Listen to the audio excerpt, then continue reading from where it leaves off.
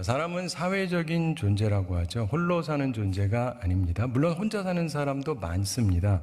그러나 기본적으로 어릴 때 누군가 키워줬기 때문에 다 성장해서 사람답게 살 수 있는 것이죠. 우리가 사람답게 성장하는데 가장 기본적으로 도움을 주는 존재가 바로 아버지와 어머니, 부모님입니다. 간혹 고아도 있죠. 그런데 그런 경우도 부모 역할을 해주는 그런 사람들이 있었기 때문에 동물이 아닌 사람으로 성장하게 되는 것입니다. 우리는 성경을 통해서 그리고 예수님을 통해서 하늘의 하나님이 우리의 아버지라는 것을 배우고 있습니다. 존 칼빈은 교회를 어머니라고 표현하고 있습니다. 교회를 통해서 우리가 믿음으로 양육받기 때문에 그렇습니다. 사랑하는 성도 여러분, 영적인 아버지 하나님 그리고 교회하고 관계가 좋으십니까? 좋으셔야 돼요. 자, 그런데 오늘은 육신의 부모님과의 이야기를 하려고 합니다. 오늘은 제가 잘 하지 않는 간증적인 설교를 하려고 합니다. 본래 다른 설교를 계획을 했는데 이 사무 착오가 생겨서 형통한 날에는 기뻐하고 곤고한 날에는 생각하라, 되돌아보라, 이 말씀을 생각했습니다. 그러면서 하나님께서 나로 하여금 다른 말씀을 전하기 원하시는 것 같다, 이런 생각에 도달했습니다. 그래서 오늘 이 설교를 하게 된 것입니다. 간증은요, 자기 이야기하는 겁니다. 그런데 설교는 하나님의 말씀을 선포하는 것이죠. 이 두 가지는 다른 것입니다. 자기 이야기와 하나님 말씀을 잘 절충해서 하는 것이 간증적인 설교입니다. 오늘은 하나님께서 내가 이렇게 하기를 원하시는 것 같아서 이렇게 설교를 하는 것인데, 바라기는 이 간증적인 설교를 통해서 여러분도 깨달음을 얻고 깊이 생각하시고 잘 적용해서 하나님께서 계획하시는 풍성하고 생명력이 넘치는 삶을 사시게 되기를 바랍니다. 오늘 본문은 전부 다 예수님께서 하신 말씀입니다. 우리가 집중해서 보아야 될 구절은 특별히 11절 말씀입니다. 11절 함께 읽어보겠습니다. 너희는 이르되 사람이 아버지에게나 어머니에게나 말하기를 내가 드려 유익하게 할 것이 고르반 곧 하나님께 드림이 되었다고 하기만 하면 그만이라 하고. 자, 여기서 고르반 곧 하나님께 드림이 되었다고 하기만 하면 그만이라, 이런 가르침이 있다, 이렇게 예수님께서 말씀하십니다. 바로 이 부분이 중요한 부분입니다. 제가 하나님의 은혜로 미국 뉴욕에 다녀왔습니다. 26년 전에 아버지가 뉴욕에서 돌아가셨습니다. 어머니가 연세가 드시면서 많이 쇠약해지셨습니다. 그런데 6월에 어머니가 뇌졸중으로 쓰러지셔서 병원에 갔습니다. 뇌졸중은 몸에 마비를 가져옵니다. 그냥 두면 완전 마비, 수술해도 확신을 할 수 없는 상태였습니다. 수술을 했고 완전 마비는 막았지만 회복이 굉장히 느리고 그리고 어려움이 있고 또 일부 마비되는 부분도 있고, 그래서 병원에서 한 달 반을 계셨습니다. 음식물 삼키는 부분에도 기능에 좀 장애가 생긴 것 같아서 다른 수술도 받으시고 그리고 나서 재활센터로 가셨습니다. 거기서 한 달을 계셨는데 거기에 있으면서 또 새로운 문제들이 발생을 했습니다. 위중해지셨는데, 그래서 아무래도 가서 뵈야 될 것 같아서 9월 12일에 방문하려고 비행기표를 샀습니다. 그런데 9월 8일 어머니가 굉장히 위중해지셨어요. 그래서 바로 그날 아내 사모가 비행기표를 사서 먼저 뉴욕에 갔습니다. 그러면서 다시 병원 응급실로 가시게 되고 입원하셨는데, 마침 아내가 영어를 하고 또 병원에 대해서 잘 알고 있어서 골든타임을 놓치지 않고 잘 대처했습니다. 그렇지 않았으면 아마 제가 가기 전에 돌아가셨을 수 있습니다. 코로나에 감염이 되신 거였는데 다음 달에 만 88세가 되시는데 기저질환이 있습니다. 뭐 혈압, 당뇨 이런 거 있으신데 80대 후반 노인이 감염되면 거의 죽습니다. 실제로 어머니도 혼수 상태에 빠지셨고 고열이 나고 혈압이 보통 사람은 80에 120이 정상이라고 그러죠. 근데 115에 193 뭐 이렇게 높이 오르고 당 수치는 공복이 100 이하가 정상이고 당 환자 뭐 200이 되기도 하는데 457까지 오르고, 심장 박동은 78에서 82가 정상, 한 80 정도인데 80의 2배면 160이잖아요. 근데 2배보다 빠른 170까지 뛰는 거예요. 보통 사람 2배보다 빠르게 뜁니다. 이 코로나, 미국에서는 코비드라고 그러는데 이것도 있고 그리고 폐렴도 있고 방광염도 있고 그 외에도 의심되는 게 있고 점점 안 좋아지고 숨은 자가 호흡을 못 하세요. 숨을 못 쉬셔요. 그래서 인투베이션을 하셔야 되는데 또 다른 것들도 있는데 제가 갈 때까지 살아만 있으셔도 감사해야 될 상황이었습니다. 다행히 제가 갈 때까지 살아 있으셨지만 여전히 많은 고비가 있었습니다. 제 아내가 그러더라고요. 어머니, 아들이 오실 때까지 기다리셔야지. 안 그러면 보기 싫은 며느리만 보고 돌아가시면 되겠습니까? 보시고 싶으신 아들 보고 돌아가셔야지. 이랬더니 이게 좀 안정이 되시는 것 같더래요. 그러면서 하여간 이 코로나, 코비드가 완전히 치유가 되셨어요. 제가 가면서. 그리고 혈압, 심장 박동 등도 정상적으로 안정되어 갔고, 그리고 돌아가시지 않았습니다. 이거 기적이에요. 주님께 감사드립니다. 기도해 주신 분들에게도 감사드립니다. 제가 가기 전까지 꼭 살아계시기를 바라기는 했는데 감사하게도 하나님께서 큰 위기를 벗어나게 하셨습니다. 여러 가지 증상들이 겹쳐서 어려웠는데 제가 있는 동안 물론 중환자실에 계속 계셨는데 하나씩 나아지기 시작했고 안정을 찾기 시작했습니다. 어머니가 말을 하실 수 없었고 그런데 나중에 눈을 뜨시고 조금 의식이 돌아오시는 것 같고 저를 보시고는 반가워서 눈물을 보이셨습니다. 살아계심만으로도 기적인데 게다가 저를 알아보시고 기쁨의 눈물을 흘리신 것, 기적입니다. 정말 주님께 감사드립니다. 저도 그래서 어머님에게 해야 될 말들을 꼭 했습니다. 열흘 동안 있으면서 매일 병원에 가고 기도했습니다. 그러면서 부모 공경에 대한 말씀을 다시금 생각해 보게 되었습니다. 오늘 부모 공경과 관련해서 성경에서 예수님께서 가르쳐 주신 세 가지 교훈을 종합적으로 나누려고 합니다. 말씀드린 대로 제가 본래 계획했던 건 아닌데 하나님이 하라시는 것 같아서 준비해서 합니다. 잘 기억하시게 되기를 바랍니다. 첫째 교훈은 부모를 공경하라는 말씀입니다. 여러분 잘 아시는 말씀 모두 다 압니다. 이게 가장 기초죠. 하나님께서 출애굽기 20장 12절에서 말씀하셨습니다. 내 부모를 공경하라. 그리하면 내 하나님 여호와가 내게 준 땅에서 내 생명이 길리라. 그리고 신명기 5장 16절에서도 말씀하십니다. 너는 내 하나님 여호와께서 명령하신 대로 내 부모를 공경하라. 그리하면 내 하나님 여호와가 내게 준 땅에서 내 생명이 길고 복을 누리리라. 이렇게 말씀하셨습니다. 오늘 본문 9절에서 예수님께서 말씀하십니다. 또 이르시되 너희가 너희 전통을 지키려고 하나님의 계명을 저어버리는도다. 그 다음에 말씀하시는 10절 우리 함께 읽어보겠습니다. 모세는 내 부모를 공경하라 하고 또 아버지나 어머니를 모욕하는 자는 죽임을 당하리라 하였거늘. 아멘. 예수님께서도 내 부모를 공경하라는 말씀을 하십니다. 내 부모를 공경하라. 신구약에서 모두 반복되는 말씀이고 교훈이고 명령입니다. 따라서 부모를 공경해야 합니다. 공격이 아니라 공경을 해야 하는 것입니다. 우리 교회에 3대가 출석하는 집안이 있어요. 아버지, 아들, 그리고 손주가 우리 교회에 출석합니다. 충성된 집안이죠. 그런 분들이 있는데 그중에 어떤 아버지 되시는 분이 제게 와서 말했습니다. 목사님, 제 아들이요 차를 사줬습니다. 얼굴에 기쁨이 가득하셨어요. 마시는 차가 아니고 타고 다니는 차입니다. 네, 물에 타는 차가 아니고 사람이 타는 차. 기뻤습니다. 효자구나. 우리 교회에 이런 분이 계신다. 감사하다. 제가 미국에 있을 때도 의사로 사셨고 좋은 집에서 살고 고급차를 타시던 장로님이 계셨어요. 근데 어느 날 제게 말했습니다. 목사님, 새 차를 얻었습니다. 역시 아들이 사준 거예요. 그 아들도 의사인데 아버지보다 더 훌륭한 의사였습니다.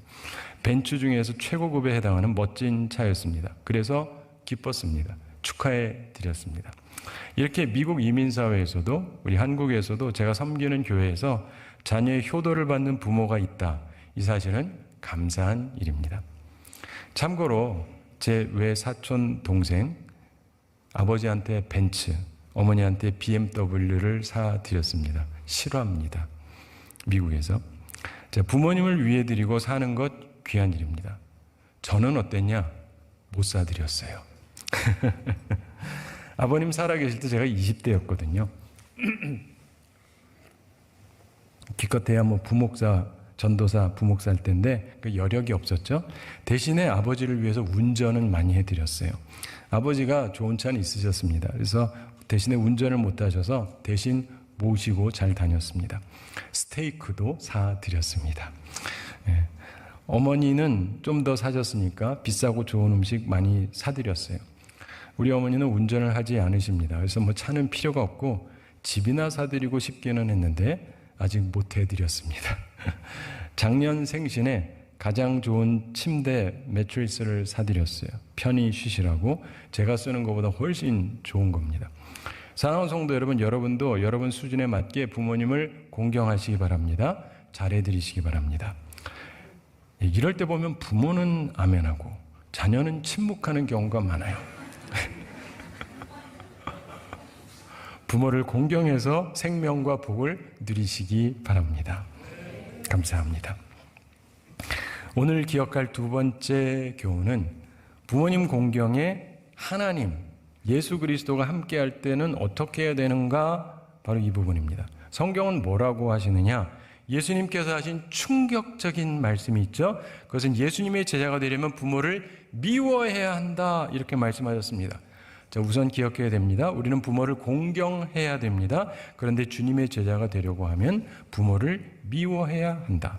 자, 이 두 가지 말씀이 모순처럼 느껴집니다. 따라서 이 성경 구절을 보면서 오해하고 잘못 해석하는 사람들이 많습니다. 말씀을 온전하게 이해해야 됩니다. 오해하지 마시기 바랍니다. 누가복음 14장 25절부터 27절에서 예수님께서 제자도에 대해서 말씀하셨습니다.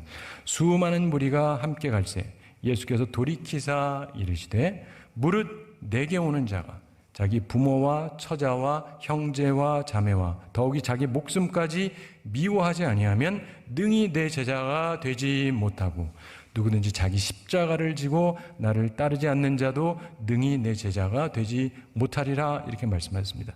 여기서 26절에서 무릇 내게 오는 자가 자기 부모조차도 미워하지 않으면 능히 내 제자가 되지 못한다란 말씀을 예수님께서 하셨습니다.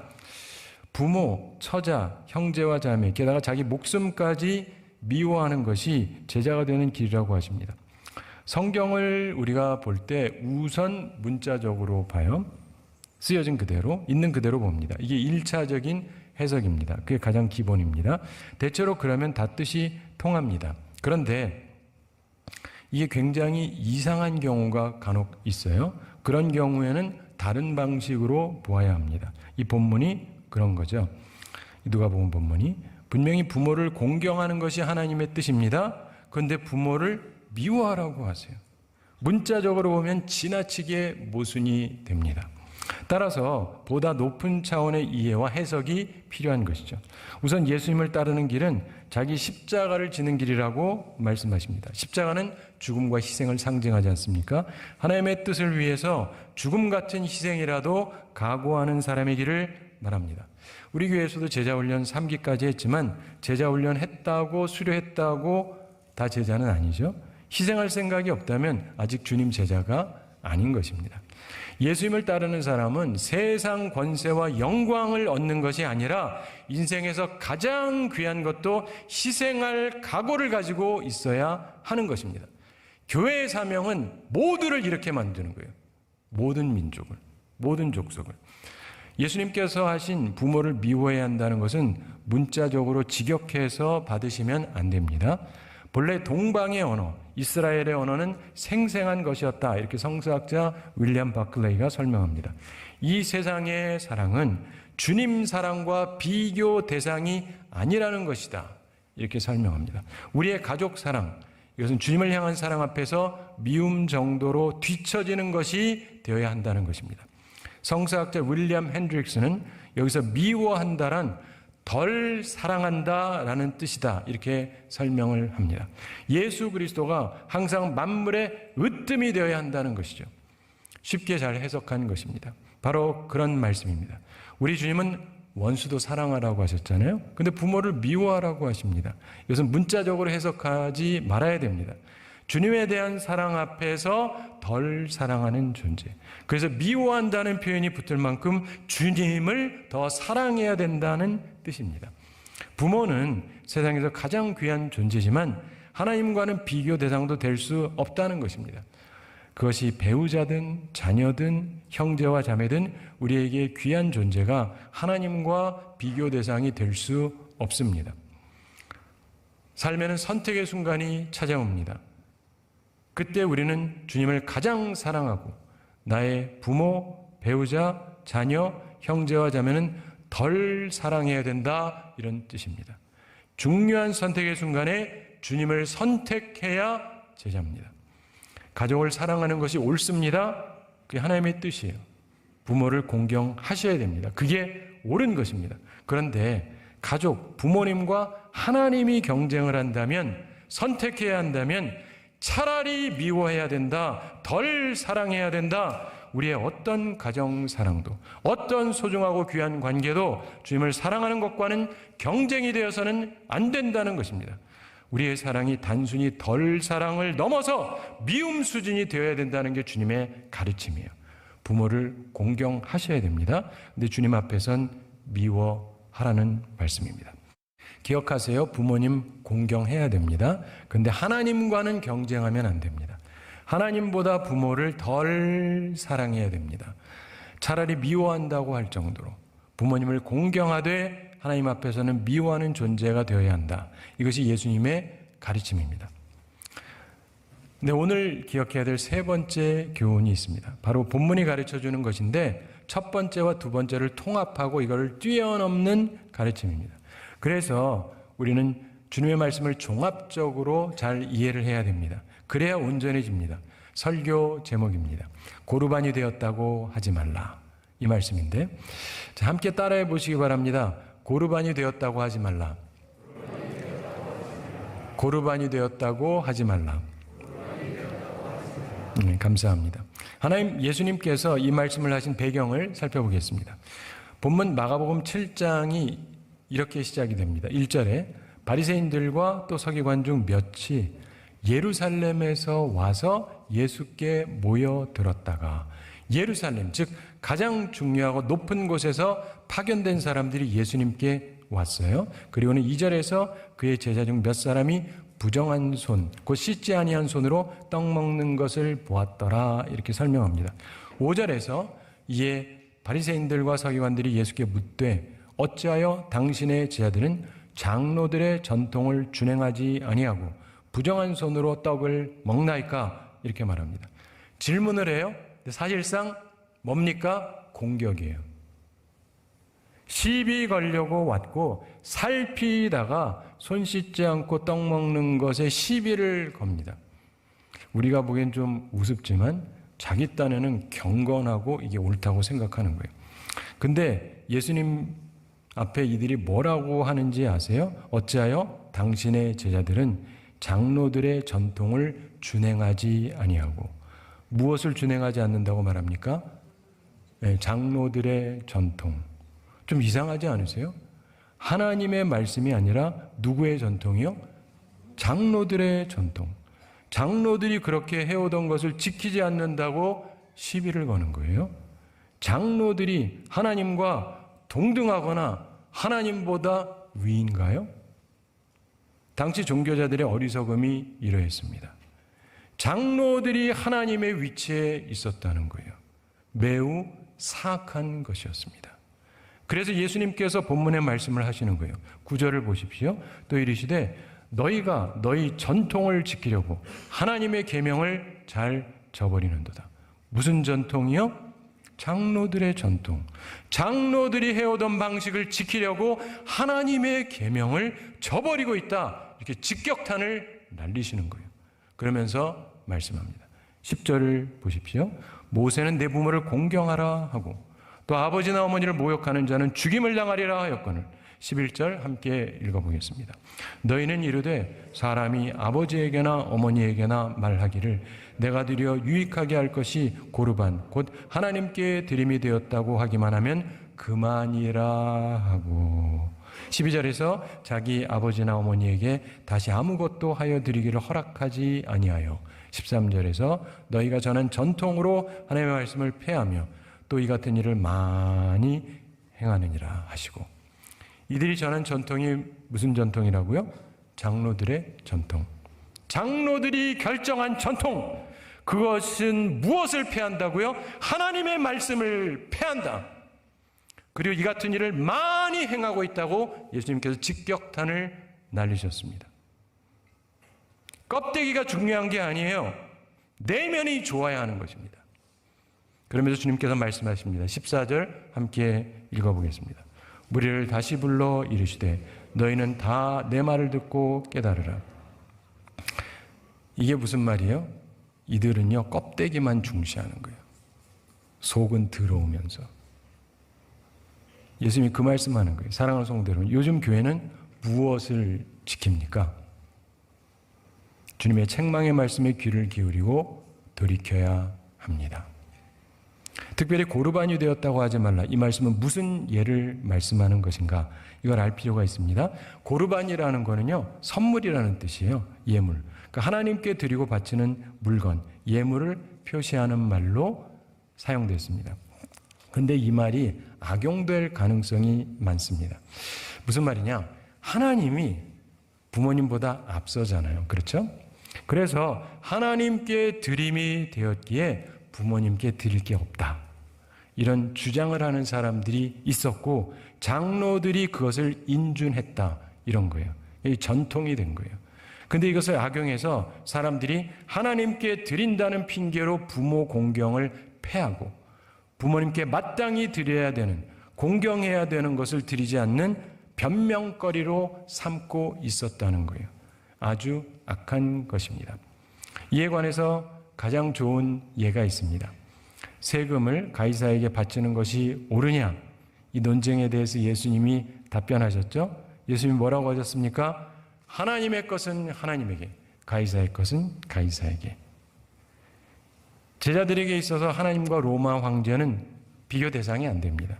그러나 그게 세금을 안 내는 이유가 될 수는 없습니다. 마찬가지로 우리에게 하나님과 부모는 비교 대상이 안 됩니다. 그렇다고 부모를 공경하지 않고 부모님에게 아무것도 안 드려도 된다, 이런 핑계는 될 수 없다는 것입니다. 오늘 세 가지 종합적인 교훈을 전해드렸습니다. 첫째, 부모를 공경해야 됩니다. 둘째, 그러나 부모님은 주님과 비교 대상이 될 수 없습니다. 부모를 주님보다 덜 사랑하셔야 돼요. 차라리 미워하라. 셋째, 그러나 고르반, 즉 하나님께 드림이 되었다고 하지 말라. 부모님께 드릴 것을 반드시 드려라. 이 예수님 말씀이에요. 저도 이것을 최대한 적용하면서 살아왔습니다. 부모님을 공경하면서 살되 주님과 비교 대상이 될 수 없다. 주님보다 덜 사랑하고 살았습니다. 그렇지만 고르반 되었다고 하면 안 됩니다. 그래서 제가 이번에 미국에 다녀온 거예요. 앞으로도 다녀와야 할 것입니다. 다음 달 10월 18일이 어머니의 미수 88세 생신이십니다. 환갑은 작은 것이고 77세, 그 다음인 88세 미수가 가장 큰 생신입니다. 바라기는 그때 살아 계시기를 바라고 하나님이 허락해 주시면 축하드리고 주님께 감사드리기 위해서 갈 계획입니다.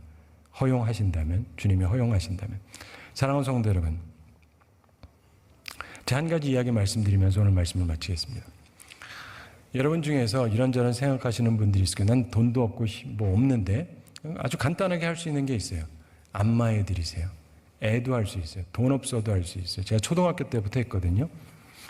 그랬더니 어떤 분이 우연히 보고, 야, 효자다. 그랬는데 저희 어머니는 오래 사셨으니까 훨씬 많이 해드렸어요. 이게요, 때리지 마시고 이렇게 손으로 주물러 드리세요. 근데 주물러 드리잖아요. 힘이 없는 사람은 하기가 힘들어요. 제가 본래 손하기 힘이 없었어요. 근데 하다 보면 어떻게 되는지 아주 힘이 생겨요. 건강해져요. 해보세요. 이제 하도 많이 했더니 요즘엔 거의 준 프로 수준입니다. 그러니까 여러분 뭔가 할 수 있어요. 그걸 생각하면서 부모님을 위해서 해야 될 게 있습니다. 말씀을 총괄적으로 온전하게 이해하고 부모님을 공경하시고 주님을 가장 사랑하고 부모님을 하나님보다는 덜 사랑하되 반드시 부모님께 드려야 될 것을 해드리면서 사시기 바랍니다. 이미 두 분 다 돌아가신 분들은 믿음 생활 잘 해서 좋은 자녀로 살아가시기 바랍니다. 그래서 하나님께는 영광이요 부모님께 효도하며 사는 온전한 제자가 되기를 우리 주님의 이름으로 축원합니다.